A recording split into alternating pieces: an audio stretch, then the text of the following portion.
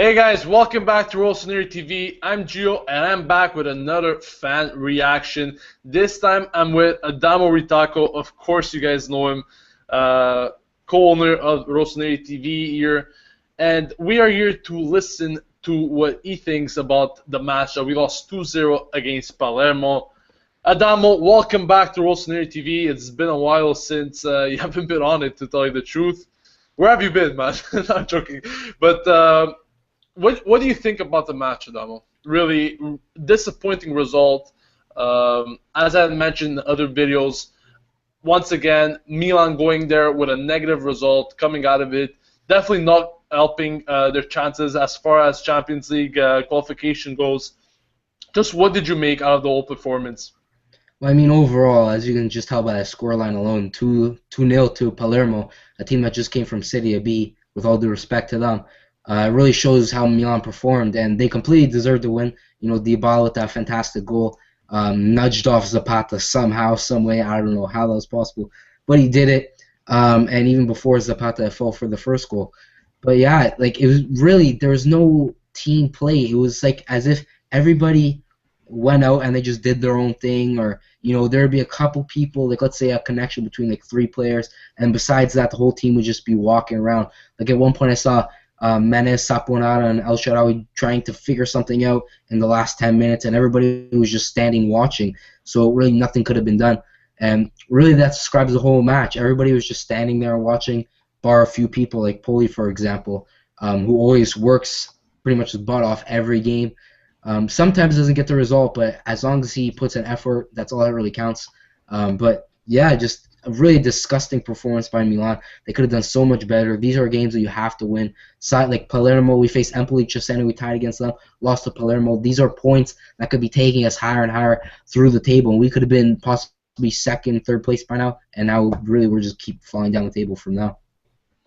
Yeah, I definitely agree on those points. And on a more positive note, today we saw the return of Diego Lopez, finally back in net. Definitely made some great saves today to keep the game tight. Are you happy about his comeback? Of course I am. But what could this mean for Milan in the near future, and of course for the rest of the season? Well, I think Diego Lopez coming back is a very good sign. You know, he really showed that he is back in form, and he is still a top keeper, although the injury wasn't nothing too serious. But this game could have easily been 3-4-0 if he wasn't in the net, because there was a lot of chances that he actually did very well to get to, and I was actually pretty shocked that he got to. So yeah, I think Diego Lopez is a big step forward. Abbiati, he has his good games here and there, but he's really been falling down in the past few years, which is pretty clear because he's getting to that age. But yeah, Diego Lopez, I think he's a big, big reinforcement for Milan. I mean, definitely Abbiati is still a good substitute to have in case any further injuries do happen. Knock on wood, let's hope they don't.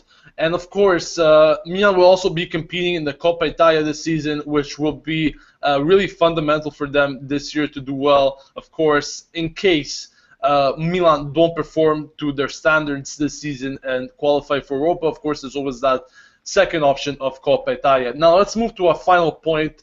Adamo, of course, as I mentioned with Anthony Lopopolo, I did say that Inzaghi, he had some, of course, shift of minds there in that second half, going with more attacking option. What do you think of the 4-3-3 that Inzaghi has been implementing since the start of the season? Do you think it's the right module to go from now on, or should there be some alteration of it? Well, due to previous results, I think there should be a change. Maybe just test it out against a bit weaker sides, like a mid-table team or something like that.